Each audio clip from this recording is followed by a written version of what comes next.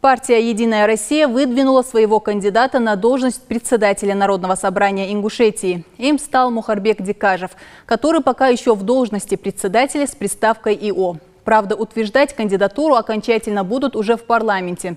Голосование единороссов проходило на 22-й конференции Ингушского регионального отделения партии. Какие вопросы еще затронули на встрече, расскажет Хусейн Гагиев. В зале присутствует около 300 человек. Это депутаты партии «Единая Россия», а также глава администрации районов и населенных пунктов республики.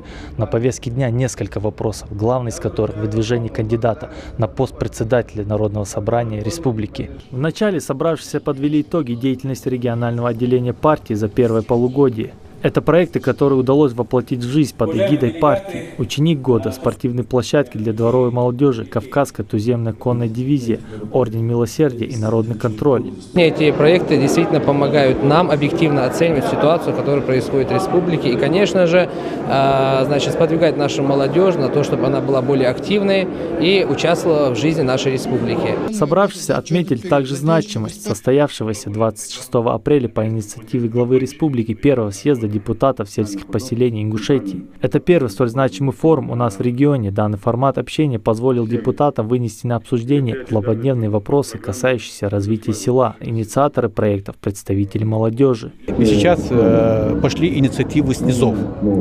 Это очень важно. Это очень важно. Наши рядовые члены партии начали работать более активно.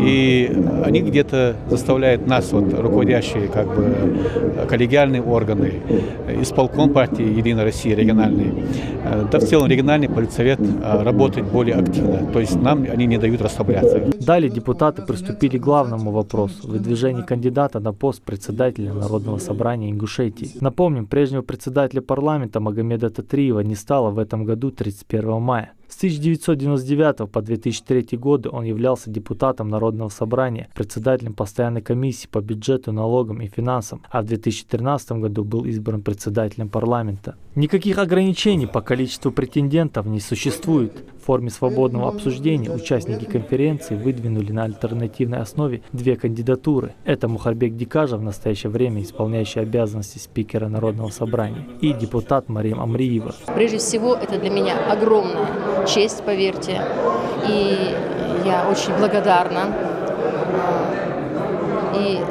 Но тем не менее, я считаю, что мой оппонент это очень достойный человек, и без зазрения, как говорится, скажу вам, не тая, что я за него проголосовала. Оба кандидата достойны, хорошо зарекомендовали себя в законотворческой деятельности. Я знаю обоих. На самом деле очень интересные люди, очень грамотные, очень большой авторитет за обоими стоит, принципиальные.